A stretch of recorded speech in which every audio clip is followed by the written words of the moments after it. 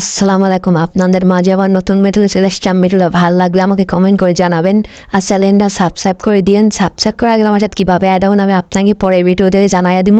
শুরু করা যাক ভিডিওটা।